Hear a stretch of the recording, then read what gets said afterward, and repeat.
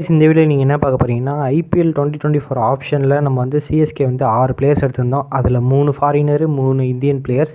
So இதை அதில் 3 ஃபாரினரும் நம்ம மெயின் லெவலில் ஆட வைக்க சான்ஸ்கள் இருக்கா? ஸோ எதனால் அந்த பிளேயர்ஸ் எடுத்தோம்?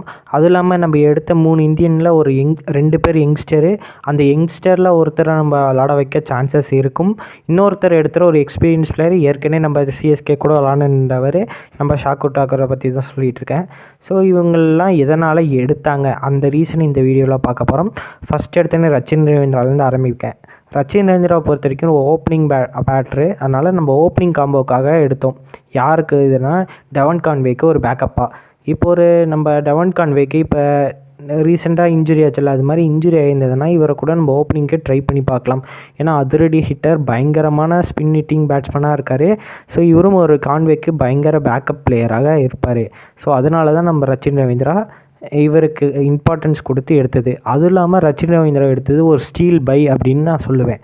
ஸோ இப்போ அடுத்தது நம்ம பார்க்குறது பார்த்தா சமீர் ரிஸ்வி. இவரை பொறுத்த வரைக்கும் நம்மளுக்கு ஒரு ஆஃப் ஸ்பின் ஆல்ரவுண்டர் அது மாதிரி தான் கன்சிடர் பண்ணும். மிடில் ஆர்டர் பேட்ஸ்மேன், ஒரு ராய்டு ரீப்ளேஸ்மெண்ட்டாக இருப்பார், நம்ம மொயின் அலிக்கு ரீப்ளேஸ்மெண்ட்டாக இருப்பார்.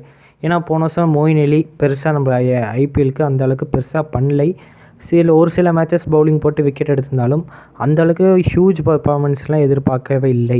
ஸோ ஏதோ ஒரு மேட்ச் வர்றாரு, திடீர்னு பவுலிங் பிச்சாக ஸ்பின் பிச்சாக இருந்துச்சுன்னா விக்கெட் எடுத்து கொடுத்தாரு. மிச்சபடி பேட்டிங்கில் அந்த அளவுக்கு பெரிய நாக்கும் இல்லை, பவுலிங்கில் மட்டும் ஓரளவுக்கு இருந்துச்சு. இப்போ நம்ம அவருக்கு ஒரு பேக்கப் பிளேயராக சமீர் ரிஸ்வியை எடுக்கிறோம். ஸோ இப்போ வந்து 4 ஃபாரினர்ஸ் தான் வைக்க இடம் இருந்துச்சுன்னா, ஸோ ஏதாச்சும் ஒரு ஃபாரினர் தூக்குற மாதிரி இருந்தால் இவரை தூக்கிட்டு வேறு ஆப்ஷன் கூட ட்ரை பண்ணலாம். நம்மளுக்கு ஒரு ஆஃப் ஸ்பின் ஆப்ஷன் வேணும்னா சமீர் ரிஸ்வியை வச்சுருக்கலாம். ஸோ அதனால் சமீர் ரிஸ்வியை ட்ரை பண்ணி வேறு யாராச்சும் டேரி மிச்சல், கான்வே, பத்திரனா, தீக்ஷனா இருந்தாங்கன்னா அவங்க 4 பேரையே வச்சுப்பாங்க. பவுலர்ஸ் 2 பேரை மேக்ஸிமம் மாற்ற வாய்ப்புகள் கம்மி, ரேராக தான் மாற்றுவாங்க. மேக்ஸிமம் மொயின் அலி இந்த மாதிரி பிளேயரை வேணால் மிடில் ஆர்டர்லேருந்து தூக்க சான்சஸ் இருக்குது. ஸோ அதனால தான் சொல்கிறேன், சமீர் ரிஸ்வி மொயின் அலிக்கு பேக்கப்பாக எடுத்திருந்தார்.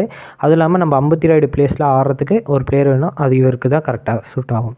இப்போ அடுத்து பார்க்குறது நம்ம டேரி மிச்சல். டேரி மிச்சல் எதுக்காக எடுத்தாங்கன்னு பார்த்தீங்கன்னா, நல்ல ஒரு ஸ்பின் ஹிட்டிங் பேட்ஸ்மேன், நம்ம சிவன் டுபே மாதிரி 2 பேரும் பார்த்தீங்கன்னா எல்லாமே ஒரே மாதிரி தான் இருக்கும்.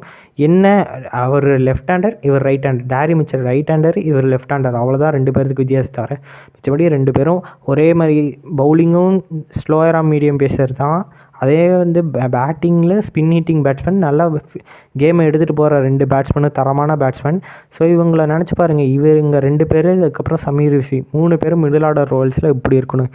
ஸோ மறக்காமல் கமெண்ட் பண்ணுங்கள். இதுக்கு வந்து நான் 5 out of 5 ரேட்டிங்ஸ் கொடுப்பேன். நீங்கள் எவ்வளோ கொடுப்பீங்கன்னு மறக்காமல் கமெண்ட் பண்ணுங்கள். இது டேரி மிச்சல் பொறுத்த வரைக்கும் அவ்வளோதான். அடுத்து நம்ம பார்க்குறது முஸ்டபிசூர் பொறுத்த வரைக்கும் பத்திரனாவை பேக்கப் தான் சொல்லுவேன். ஏன்னா ஃபுல் அண்ட் ஃபுல்லி நம்ம ஒரு பத்திரனாவோட பேக்கப் தான் கன்சிடர் பண்ண முடியும். ஏன்னா இப்போ ஒரு பத்திரனா வந்துட்டு போன வருஷம் எக்ஸ்பீரியன்ஸ் இல்லை, ஆனாலும் இன்எக்ஸ்பீரியன்ஸ் வச்சு பர்ஃபெக்டாக அந்த ஒரு வருஷம் கோச்சிங் யூட்டிலைஸ் பண்ணி நம்ம கேம்பெயின்லேயே 2 வருஷம் இருந்து கரெக்டாக வந்தார், ஜெயிச்ச வச்சார், நம்மளுக்கு ஒரு கப்பு வாங்கி கொடுத்துட்டாரு. ஸோ அது போதும். இந்த வருஷம் பயங்கர எக்ஸ்பீரியன்ஸோட நிறைய T20 லீக்ஸ் விளையாடிருக்காரு. ரீசெண்டாக ஸ்ரீலங்காவும் ஜெயிக்க வச்சுருந்தார், பவர் பிளேயில் டெத்தை போட்டு ஜெயிக்க வச்சுருக்காரு. ஸோ இப்போ போக இம்ப்ரூவ்மெண்ட் ஆகிட்டே இருக்கார் பத்திரனா. ஸோ நம்மளுக்கு வந்து இந்த வருஷம் ஐபிஎல் பயங்கர கலக்க போகுது தான் நினைக்கிறேன். ஸோ பார்ப்போம்.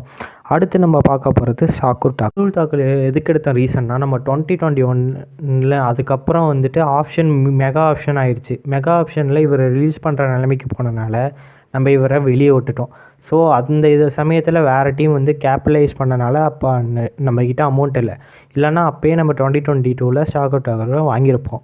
ஸோ அதுதான் ரீசன். இப்போ வந்துட்டு திரும்பி நம்மளுக்கு ஆப்ஷனில் கிடச்சாரு, நம்ம ஸ்டீல் பண்ணிட்டோம், அவ்வளோதான்.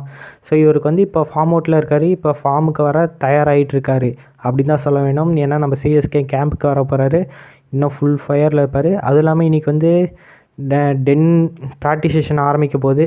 ஸோ மாசாக இருக்கும். ஸோ இதோட நான் வீடியோ முடிச்சுக்கிறேன். இது போல் ஏதாச்சும் பிளேயர் அப்டேட்ஸ் மற்றும் சிஎஸ்கே அப்டேட்ஸ் வேணும்னா மறக்காமல் சேனலை சப்ஸ்கிரைப் பண்ணிக்கோங்க. ஸோ மிச்சபடியில் தான்.